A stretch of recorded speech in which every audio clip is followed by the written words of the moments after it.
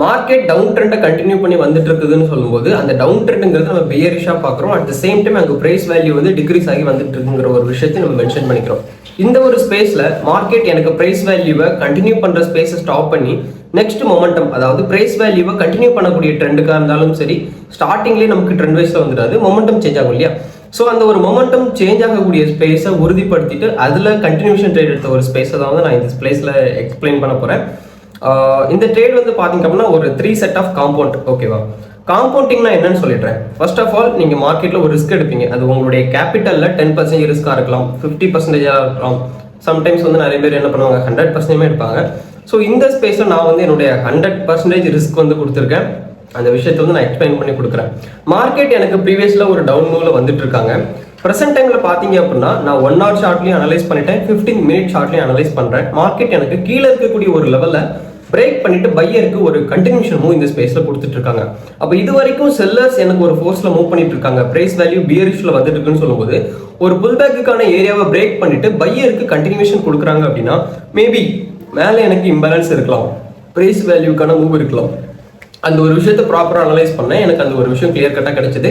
அப்போ இந்த ஸ்பேஸில் எனக்கு பையர் கண்டினியூ பண்ண போகிறாங்கிற ஒரு விஷயத்தில் வந்து நான் கிளியர் ஆகிட்டேன். ஸோ அந்த விஷயத்தை பொறுத்து இந்த ஸ்பேஸில் ட்ரேட் பண்ணணும். அப்போ பையருடைய பிரைஸ் வேல்யூ இன்க்ரீஸ் ஆகுதுங்கிற பட்சத்தில் அந்த ஸ்பேஸில் மார்க்கெட் ஒரு டிமாண்டை கண்டினியூ பண்ணுவாங்க, பிரைஸ் வேல்யூ இன்க்ரீஸ் ஆகக்கூடிய ஒரு மூவிங்கை வந்து கண்டினியூ பண்ணுவாங்க. ஸோ அது இந்த ஸ்பேஸில் எனக்கு கிடைச்சிது. ஸோ செல்லர் வருவாங்க, செல்லர் டாமினேட் பண்ணி, இது வரைக்கும் ப்ரீவியஸில் செல்லருடைய கண்டினியூஷன் இருக்குன்னா பையருடைய ஸ்ட்ராங் லெவல் கம்மியாக இருக்கும். அதாவது பையர்ஸ் கண்டினியூ பண்ணக்கூடிய ஸ்பேஸில் பையரை டாமினேட் பண்ணி செல்லர் கண்டினியூ பண்ணி வந்திருப்பாங்க, பியரிஷ் மூவ்னு சொல்கிறோம். இந்த ப்ரெசென்ட் டைமில் மார்க்கெட் எனக்கு பியரிஷை பிரேக் பண்ணி மார்க்கெட் வந்து பையருக்கு கண்டினியூ பண்ணுதுன்னு சொல்லும்போது நெக்ஸ்ட் பியரிஷ் மூவ் வருது, செல்லருடைய கண்டினியூட்டி வருதுன்னு சொல்லும்போது அவங்கள மார்க்கெட் வந்து என்ன பண்ணுவாங்கன்னா புல் பேக் எடுத்து பையருடைய பிரைஸ் வேல்யூவை இன்க்ரீஸ் பண்ணுவாங்க. ஸோ இந்த ஸ்பேஸில் எனக்கு அதுக்கான கன்ஃபர்மேஷன் கிளியராக கிடைச்சிது. ஸோ அந்த விஷயத்தை கண்டினியூ பண்ணி தான் இந்த ஸ்பேஸில் ஒரு கண்டினியூஷனுக்கான ட்ரேட் எடுத்திருக்கேன். ட்ரேடை பார்க்கலாம். ஓகே, இந்த ஸ்பேஸ்ல வந்து என்னுடைய ட்ரேட் வந்து ஆரம்பிக்குது. ஓகேவா? ப்ரீவியஸ் நான் கொஞ்சம் ஷோ பண்ணியிருப்பேன், ஜூம் அவுட் பண்ணி இப்போ இதில் இருக்கு. ஓகே, ஜூம் இன் பண்ணுறேன் இல்லையா? ப்ரீவியஸ்ல பார்த்தீங்க அப்படின்னா மார்க்கெட் எனக்கு ஒரு டவுன் ட்ரெண்ட், ப்ரீவியஸ் பார்க்குறோம் அப்படின்னாலே ஒரு டீசெண்டான ஒரு டவுன் ட்ரெண்ட் தான் கொடுத்துட்டு இருந்தாங்க. இந்த ஒரு பர்டிகுலரான ஏரியாவில் கீழே பார்த்தா தெரியும், இந்த ஒரு லெவல் சப்போர்ட் லெவல் கொடுத்துட்டு இங்கேருந்து எனக்கு பையருடைய ப்ரைஸ் வேல்யூ என்ன ஆகுது, இன்க்ரீஸ் ஆகுது. அப்படி இன்க்ரீஸ் ஆகக்கூடிய லெவல் எனக்கு பையர் தான் கண்டினியூ பண்ணும். அட் த சேம் டைம் ப்ரீவியஸ்ல பியரிஷ்ல இருந்த இந்த ஒரு ஸ்பேஸுக்கு மார்க்கெட் புல் பேக் கொடுக்கல. மார்க்கெட் ஒரு ஃபைட்டிங் ஸ்பேஸ் கொடுக்குறாங்க. இந்த ஏரியாவில் ஃபைட்டிங் ஸ்பேஸ் கொடுத்தது ப்ரீவியஸ்ல இருக்கக்கூடிய விஷயங்களை, ப்ரீவியஸ்ல இருக்கக்கூடிய பிரைஸ் வேல்யூஸை எனக்கு புல் பேக்குக்காக எடுக்கலங்கிற ஒரு விஷயத்துல நான் கிளியர் ஆனேன். அப்போ ஆல்ரெடி அனலைஸ் பண்ண விஷயம், பையருக்கு கண்டினியூஷன் கிடைக்குங்கிற விஷயம், பையருக்கு மெஜாரிட்டி இன்க்ரீஸ் பண்ணணும்னா செல்லர் என்ன ஆகணும், டாமினேட் ஆகணும். ஸோ இந்த ஸ்பேஸில் பியரிஷ்லையும் சரி புல்லிஷ்லையும் சரி வந்த ப்ரைஸ் ஆக்ஷனை காமன் லெவலாக ட்ரா பண்ணிட்டு இந்த லெவலுக்கு மார்க்கெட் புல் பேக் எடுத்தாங்கிற பட்சத்தில் நல்ல ஒரு ஆப்ஷன் இருக்குன்னு சொல்லிட்டு நான் வந்து ட்ரேட் என்ட்ரி எடுத்துட்டேன். ஓகேவா? இந்த ட்ரேட் என்ட்ரி பார்த்தீங்க அப்படின்னா என்னுடைய ப்ரீவியஸ் ட்ரேடுக்கு அந்த ஒரு அமௌண்ட்லேருந்து வித்ட்ரா பண்ணது போக பேலன்ஸ் வச்சிருந்தது 4550 அந்த அமௌண்ட் தான். எஸ், இந்த அமௌண்ட் வச்சு ஓகே காம்பவுண்ட் பண்ணலாம், ட்ரேட் பண்ணலாம். மார்க்கெட்டுடைய மூவிங் கிளியர் கட்டாக இருக்குங்கிற பட்சத்தில் ஓகே ஒரு ரிஸ்க் எடுக்கலாமே சொல்லிட்டு ரிஸ்க் எடுத்தது தான். ஸோ இந்த மூவிங்லேருந்து நான் வந்து இனிமேல் கொஞ்சம் கேபிட்டல் க்ரோ பண்ணலான்னு இருக்கேன், கொஞ்சம் டேஸ் போகட்டும்னு சொல்லிட்டு. ஸோ இந்த ஸ்பேஸில் வந்து பார்த்தீங்க அப்படின்னா ஃபர்ஸ்ட் வந்து என்னுடைய 100% ஷேரை வந்து இந்த ஸ்பேஸில் நான் இன்வெஸ்ட் பண்ணுறேன். இந்த ஸ்பேஸில் பையருடைய கண்டினியூட்டிக்கான விஷயம் எந்த மாதிரி இருக்குங்கிற விஷயத்தையும் நான் அனலைஸ் பண்ணிட்டேன். என்னுடைய அமௌண்ட்டும் இந்த ஸ்பேஸில் வந்து எனக்கு ஃபர்ஸ்ட் ஸ்டெப் ப்ராஃபிட் ஆகிடுது. செகண்ட் ஸ்டெப்புமே இந்த ஸ்பேஸ்லேருந்து நான் ஒரு கண்டினியூஷன் தான் எடுக்கிறேன். ஓகே, இந்த ஸ்பேஸில் எனக்கு தெளிவான விஷயம் என்ன, பையர் இந்த ஸ்பேஸில் செல்லர் டாமினேட் ஆகி பையர் கண்டினியூ பண்ணுறதுக்கான ரீசனை தெளிவாக சொல்லிடுறேன். ப்ரீவியஸில் இருக்கக்கூடிய பர்டிகுலரான இந்த 2 பிளேசஸை புல் பேக்காக எடுத்து எனக்கு இந்த ஃபைட்டிங் ஏரியா எனக்கு கிரியேட் ஆகலை. அப்போ இங்கே ஃபைட்டிங்கும் கிரியேட் ஆகுது. அட் த சேம் டைம் கீழே இருக்கக்கூடிய சப்போர்ட் லெவல் எதுக்காக வந்திருக்குன்னு எனக்கு தெரியும். நான் 1 hourல அனலைஸ் பண்ணேன். பாட்டமில் ஒரு ஃபைட்டிங் ஸ்பேஸ் மாதிரி இருந்தாங்க. ஸோ அவங்க புல் பேக் எடுக்கிறாங்கன்னு சொல்லும்போது பையருடைய கண்டினியூஷன் கிடைக்குது. பையர் ரீச் பண்ணுறதுக்கான ஏரியாவையுமே ஓவரால் நான் இந்த ஸ்பேஸில் அனலைஸ் பண்ணி வச்சிருந்தேன். அப்போ இந்த ஸ்பேஸில் ஓகே ஒரு கண்டினியூஷனுக்கான ட்ரேட் பையர் ட்ரேட் போகலாம், கிளியர் கட்டாக இருந்துச்சு. ஓகேவா? அப்போ இந்த ஸ்பேஸில் ட்ரேட் என்ட்ரியுமே எடுத்துட்டேன். இப்போ இந்த ட்ரேடுமே எனக்கு கிட்டத்தட்ட பாசிட்டிவ்ல தான் முடியுது. செகண்ட், இதுக்கப்புறம் தான் விஷயமே இருக்குது என்ன அப்படின்னா ஒரு ஓவரால் அதிகமான ஒரு ரிஸ்க்கை வந்து நான் இந்த ஸ்பேஸில் வந்து மைண்ட்லேருந்து ப்ரொடியூஸ் பண்ணேன். என்ன விஷயம் அப்படின்னா ப்ரீவியஸில் இருக்கக்கூடிய இந்த 2 லெவலில் மார்க்கெட் பிரேக் பண்ணி இங்கே சைட் பிரேக் எனக்கு கொடுக்கல, ஒரு ஃபைட்டிங் ஸ்பேஸ் எனக்கு கொடுக்கலன்னு எனக்கு தெரியும், ஒரு கன்சாலிடேஷன் கிரியேட் ஆகலை. அப்போ இந்த ஸ்பேஸை மார்க்கெட் வந்து கண்டினியூ பண்ணிடுங்கிற விஷயத்தில் ஐ எம் கிளியர். ஸோ நான் என்ன பண்ணேன் அப்படின்னா ஓகே எடுக்கிறதே எடுக்கிறோம், ஒரு ரிஸ்க்கு. ஒரு 10 செகண்டுக்கு எடுக்கலாம்னு சொல்லிட்டு என்ன பண்ணிட்டேன் அப்படின்னா இந்த ஸ்பேஸில் ஒரு 10 செகண்டுக்கு என்னுடைய மூவிங் வந்து நான் ஃபிக்ஸ் பண்ணுறேன். எந்த மாதிரி பிளான் அப்படின்னா, டாப் லெட்டர்லேன்னு வச்சிருக்கேன் இல்லையா, அது ஒரு புல் பேக்குக்கான ஏரியா. ப்ரைஸ் ஆக்ஷன் ஸ்பேஸில் சேஞ்ச் ஆன ஒரு ஸ்பேஸ், அந்த ஸ்பேஸில் இருந்து மார்க்கெட் கண்டினியூ ஆன ஒரு ஏரியா. ஸோ இந்த ஒரு ஏரியாவை மார்க்கெட் புல் பேக் எடுக்காமல் கண்டினியூ பண்ணுறதுக்கு இங்கே பிளான் இருக்குது. ஏன்னா மார்க்கெட் ஆல்ரெடி ஃபைட் பண்ணிட்டு தான் ஒரு மொமெண்டத்தை சேஞ்ச் பண்ணுதுன்னா அந்த மொமெண்டம் கண்டினியூஷனுக்கு தான் போகும், ஸ்ட்ராங்காக தான் கண்டினியூ பண்ணும். அப்போ இங்கே பையர் கண்டினியூ பண்ணுவாங்கன்னு தெரியும். அட் த சேம் டைம் இந்த லெவல் எனக்கு பிரேக் ஆகுதுன்னா சின்னதாக ஒரு ரிவர்சல் கொடுக்கும். நிறைய தடவை ப்ராக்டிஸும் பண்ணியிருக்கேன், அண்ட் தென் அதில் பழக்கமும் இருக்குது. ஸோ இந்த ஸ்பேஸில் கரெக்டாக பிரேக் பண்ணதுக்கு நான் என்ன பண்ணேன் அப்படின்னா 10 செகண்டுக்கு என்னுடைய ட்ரேடை ஃபினிஷ் பண்ணிட்டேன். ஐ மீன் எடுத்துட்டேன். கரெக்டாக அந்த 10 செகண்டில் லாஸ்ட்டு மேபி 5 செகண்ட்ஸ்க்கு தான் கீழே புஷ் கொடுத்துச்சு. அதுக்கப்புறம் கண்டினியூஷன் தான். எஸ், இதுக்கப்புறம் இந்த கேண்டில் ரிவர்ஸ் வரல, கண்டினியூஷன் பண்ணிடுச்சு. இதோட என்னோட செட் ஆஃப் காம்பவுண்டிங்கை நான் கிளியர் பண்ணிட்டேன். ஃபினிஷ்டு. அதாவது காம்பவுண்டிங்கிற ஒரு விஷயத்தை நான் கிளியர் பண்ணிடுறேன். இந்த மாதிரி ட்ரேட் எடுக்கலாமா அப்படின்னா கண்டிப்பாக கூடாது.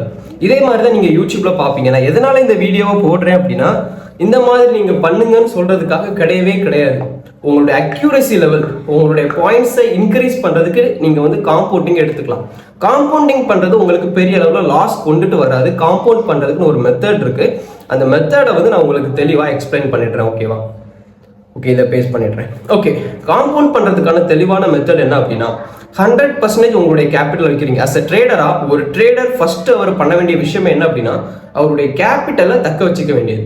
1000 ரூபாய் டெபாசிட் பண்ணுறீங்களா, அந்த 1000 ரூபாவை தக்க வச்சுக்க உங்களுக்கு தெரியணும். 10,000 ரூபாவாக இருந்தாலும் சரி, 50,000 ரூபாவாக இருந்தாலும் சரி, சிறு துளி பெருவெல்லம்னு சொல்லுவாங்க இல்லையா, அந்த விஷயம் தான் இந்த ஒரு கான்செப்ட்.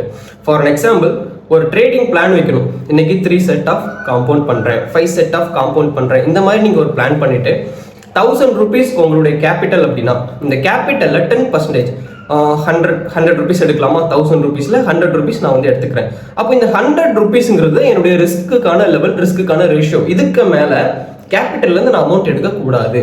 தெளிவாக சொல்லணும் அப்படின்னா 3 செட்டுக்கு காம்பவுண்ட் பண்ண போறீங்க. காம்பவுண்டுக்கான பிளானை எழுதிடுவீங்க. அட் த சேம் டைம் எந்த பிளான்ல, எந்த ஸ்ட்ராட்டஜியில் பண்ணலாம், எந்த மாதிரியான மார்க்கெட்டுடைய மூவிங்கில் பண்ணலாம், கண்டினியூஷனாக இருந்தால் கண்டினியூஷன், பிரேக் அவுட்டாக இருந்தால் பிரேக் அவுட், புல் பேக்காக இருந்தால் புல் பேக், ப்ரைஸ் ஆக்ஷன்னா ப்ரைஸ் ஆக்ஷன், இம்பேலன்ஸுக்கான ஏரியானா இம்பேலன்ஸுக்கான ஏரியா. இந்த மாதிரி ட்ரேடிங்கான ஸ்ட்ராட்டஜிஸில் பிளான் பண்ணுவீங்க. நம்ம காம்பவுண்ட் பண்ண போகிறோம், எதில் காம்பவுண்ட் பண்ண போகிறோம்னு சொல்லிட்டு ஒரு பிளான் பண்ணுவீங்க.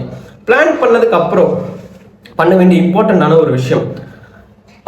ஓகே, இதை ஃபர்ஸ்ட் சொல்லிடுறேன். அப்போ இந்த 1000 rupeesல 100 rupees நீங்க காம்பவுண்டுக்காக எடுக்கிறீங்கன்னா, இந்த 100 rupees வச்சு ஒரு ட்ரேட் பண்ணுவீங்க. உங்களுக்கு ஒரு ப்ராஃபிட் வரும். 90% இருக்கு உங்களுக்கு ரிட்டர்ன்ஸ் அப்படின்னா 190 உங்களுக்கு வந்து என்ன ஆயிடும், உங்களுடைய அக்கௌண்ட்ல பாசிபிள் ஆயிடும். இப்போ இந்த 190 அப்படிங்கிறது நெக்ஸ்ட் ட்ரேடுக்கு நீங்க யூஸ் பண்ணுவீங்க. ஓகேவா? அப்போ உங்களுடைய கேபிட்டல்ல இருந்து 10% மட்டும் தான் மூவ் ஆகுது, பிளஸ் உங்களுடைய ப்ராஃபிட்டோட. அப்போ நெக்ஸ்ட் ட்ரேட் போறீங்க, 190 ப்ராஃபிட் ஆகுதுன்னு சொல்லும்போது அதுக்கான அமௌண்ட் உங்களுக்கு வரும். அந்த அமௌண்ட்டை சேர்த்து அடுத்த ட்ரேடுக்கு மூவ் பண்ணுவீங்க. இந்த மாதிரி 3 செட் காம்பவுண்ட்னா 3 செட், 5 செட் ஆஃப் காம்பவுண்ட்னா 5 செட், இந்த மாதிரி நீங்க கண்டினியூ பண்ணுவீங்க. ஓகேவா? இப்படி கண்டினியூ பண்ணும்போது மேபி இஃப் அது லாஸ் ஆகுதுன்னு சொன்னாலுமே உங்களுக்கு உங்களுடைய கேபிட்டல் இருந்து எவ்வளவுதான் மைனஸ் ஆயிருக்கும், 10%. 1000 rupeesனா அதுல 100 rupees தான் என்ன ஆயிருக்கும், மைனஸ் ஆயிருக்கும். அப்போ 5000 ரூபாய் இருந்துச்சுன்னா நான் என்னுடைய காம்பவுண்ட் நீங்க 1000 2000 எடுக்கலாமா? வேண்டாம். 5000 ரூபாய் இருந்தாலும் நீங்க 100 ரூபாயில போறதே நல்லது. காம்பவுண்ட் பண்றது உங்களுடைய அக்யூரசி லெவலை வந்து இன்க்ரீஸ் பண்ணும். அட் த சேம் டைம் அது லாஸ் ஆச்சு அப்படின்னாலுமே உங்களுக்கு பெரிய அளவில் கேபிட்டல்ல பாதிப்பு இருக்காது. அடுத்து நீங்க ஏன் லாஸ் பண்ணுங்கிற ரீசன் அனலைஸ் பண்ணிட்டு நெக்ஸ்ட் ட்ரேட் உங்களால் பாசிபிள் பண்ணிட முடியும். இதுதான் காம்பவுண்டிங். 100% போட்டு அமௌண்ட் இன்க்ரீஸ் பண்றது காம்பவுண்டிங் கிடையவே கிடையாது. இதெல்லாம் பழகுறது. ஓகேவா? ஒரு ட்ரேடர் இப்படி ட்ரேட் பண்றாரு. எனக்கு ஒரு பிரதர் சொல்லுவாங்க, ப்ரோ யூடியூப்ல நீங்க பண்ற மெத்தட்ஸ் எல்லாம் பார்க்குறேன், 50-50 தான் வருது. நண்பா, இந்த ஒரு விஷயத்துக்கு ப்ராக்டிஸ் பண்ணி விடிய முழிச்சு இருந்து இதுக்குன்னு ஒரு லெவலில் கொண்டுட்டு வரதுக்கு கொஞ்சம் டைம் எடுத்திருக்கு. அஸ் அ ட்ரேடரா இல்லை, நான் பெருமைக்குன்னு சொல்லலை, உண்மையை சொல்கிறேன். ஈவன் எல்லா விஷயமும் அப்படி தானே.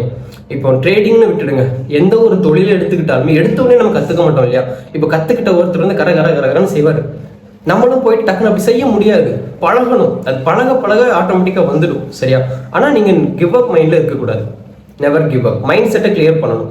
சைக்காலஜியை சரி பண்ணணும். எதனால லாஸ் பண்ணுறோம்னா ரீசன் தெரிஞ்சுக்கணும். ப்ராஃபிட் பண்ணுறதுக்கான ரீசன் தெரிஞ்சுக்கணும். இப்படி தெரிஞ்சுக்கிட்டீங்கன்னு சொல்லும்போது ஆட்டோமேட்டிக்காக வளர்ந்துட முடியும். ஓகேவா? அதே சமயத்தில் முதல் கோணல்னா முற்றிலும் கோணல். ஸ்டார்டிங்லேயே நீங்கள் குழம்பிட்டீங்க, குழப்பத்தை தீக்காமல் மூவ் பண்ணுறீங்கன்னு சொல்லும்போது கண்டிப்பாக சொல்கிறேன் தெரியவே மாட்டீங்க. ஓகேவா? ஸோ அதுதான் மேஜரான விஷயம். ஸோ காம்பவுண்ட் பண்ணுறது இதுதான். மினிமமான அமௌண்ட்டில் நீங்கள் போய்க்கலாம். 1% ரிஸ்க்கு கூட எடுத்துக்கலாம், அதில் எந்த பிரச்சனையும் கிடையாது. சரியா? நெக்ஸ்ட்டு இந்த காம்பவுண்டுங்கிறது அக்யூரசி லெவலில் இன்க்ரீஸ் பண்ணணும்னு சொல்லிட்டேன். அதே மாதிரி ப்ராஃபிட் பண்ணுறீங்கன்னு வச்சுக்கோம்,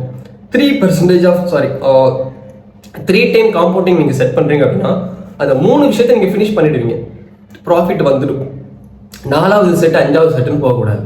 ஃபர்ஸ்ட் நீங்கள் ட்ரேடிங்க்குன்னு ஒரு பிளான் வச்சு தானே உள்ள வரீங்க. அந்த பிளானை ஃபினிஷ் பண்ணிட்டீங்களா, அதுக்கடுத்து மார்க்கெட் உங்களுக்கு பாசிபிலிட்டிஸ் கொடுக்கறது மாதிரி இருந்தாலுமே நெக்ஸ்ட் ட்ரேட் எடுத்தால் ப்ராஃபிட்டா, இந்த கேண்டில் எடுத்தால் ப்ராஃபிட்டா அப்படின்னு தோணுச்சு அப்படின்னாலுமே நீங்கள் ட்ரேட் பண்ணக்கூடாது.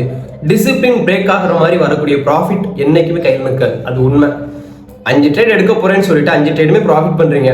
நெக்ஸ்ட் ட்ரேட் எடுத்தா நான் ப்ராஃபிட் பண்ணிடுவேன். நீங்க ப்ராஃபிட் பண்ணாலுமே 6வது ட்ரேட் உங்களுக்கு ப்ராஃபிட் ஆனாலுமே உங்களுடைய டிசிப்ளின் நீங்க பிரேக் பண்ணீங்கன்னு சொல்லும்போது உங்க மைண்ட் வந்து என்ன ஆயிடும், இவன் ஒரு விஷயத்தையும் கேட்க மாட்டான்டா, இவன் எதையுமே ஃபாலோ பண்ண மாட்டான், ப்ராஃபிட்டுக்கு மட்டும் தான் போவான்னு சொல்லிட்டு அது செட் ஆயிடும். செட் ஆயிடுச்சுன்னு சொல்லும்போது நெக்ஸ்ட் ட்ரேட் லாஸ் வருதுன்னா உங்களுடைய மைண்ட் அதை அக்செப்ட் பண்ணாது. உங்களுக்கே அதை அக்செப்ட் பண்ண முடியாது. நான் தான் ப்ராஃபிட் பண்ணனே, கான்ஃபிடென்ட், ஓவர் கான்ஃபிடென்ட் வந்துடும். ஓவர் கான்ஃபிடென்ட் வந்து கில் யுவர் ட்ரேடிங் மைண்ட். அது உங்கள் மைண்டை வந்து கொன்னுடும் கிட்டத்தட்ட. ஓவர் கான்ஃபிடென்ட்லாம் வேணாம். டிசிப்ளின் வைங்க. ட்ரேடிங் சார்ட் ஓப்பன் பண்ணுறீங்களா, அனலைஸ் பண்ணுங்க. நியூஸ் டைம் எந்த மாதிரி இருக்குது, ட்ரெண்ட் வைஸ் எந்த மாதிரி இருக்குது, இம்பாக்ட் எந்த மாதிரி இருக்குது, மார்க்கெட் வாலட்டைல் இருக்கா இல்லையா, என்னுடைய ஸ்ட்ராட்டஜிஸ்க்கும் என்னுடைய ட்ரேடிங் பிளானுக்கும் மார்க்கெட் எந்த மாதிரி இருக்கா இல்லையா செக் பண்ணிவிட்டு ட்ரேட் பண்ணுங்கள். ஆப்போசிட்டில் மார்க்கெட் மூவ் ஆகுதுன்னா தயவு செஞ்சு வேண்டாம். ஸோ காம்பவுண்டிங்கான விஷயம் இதுதான். டிசிப்ளினை கரெக்டாக ஃபாலோ பண்ணுங்கள். கன்சிஸ்டன்சி இஸ் கீன்னு சொல்கிறேன். கன்சிஸ்டன்சி இல்லாமல் எந்த ஒரு மூவிங்கும் பண்ண முடியாது. ஸோ இதுதான் இன்னைக்கான விஷயங்கள். ஸோ இதிலிருந்து நான் இன்னும் நெக்ஸ்ட் ட்ரேட் எடுக்கல. இந்த அமௌண்ட் வந்து இப்போ வித்ட்ராவலில் இருக்குது. இந்த ட்ரேட் எடுத்து 2 days இருக்கும்னு நினைக்கிறேன். இதுக்கு வித்ட்ராவலில் இருக்குது. ஸோ இதை ஃபினிஷ் பண்ணிவிட்டு நெக்ஸ்ட் ட்ரேட் எடுக்கிற மாதிரி மூவ்.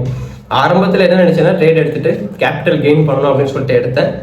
கொஞ்சம் தேவைகள் மீன்ஸ் கொஞ்சம் நெக்ஸ்ட் லெவல் போகிற மாதிரி கொஞ்சம் விஷயங்கள் இருக்குது. அதனால அமௌண்ட் வித்ட்ரா பண்ணுற மாதிரி ஆயிடுச்சு. நெக்ஸ்ட் டைம் அக்கௌண்ட் க்ரோ பண்ணுற மாதிரி அதையும் கண்டினியூவாகவே வீடியோ போடுறேன். ஓகேவா? டே பை டே இந்த ஒரு அமௌண்ட்லேருந்து இப்போ வித்ட்ரா போயிட்டுருக்கு. எப்படியும் ஒரு 1000 rupeesலேருந்து ஆரம்பிக்கலாம். நெக்ஸ்ட் பிளான் வச்சுருக்கேன், பார்க்கலாம் அது எந்த மாதிரி ஒர்க் ஆகுதுன்ட்டு. ஓகேவா? So thank you so much for வாட்சிங். பை.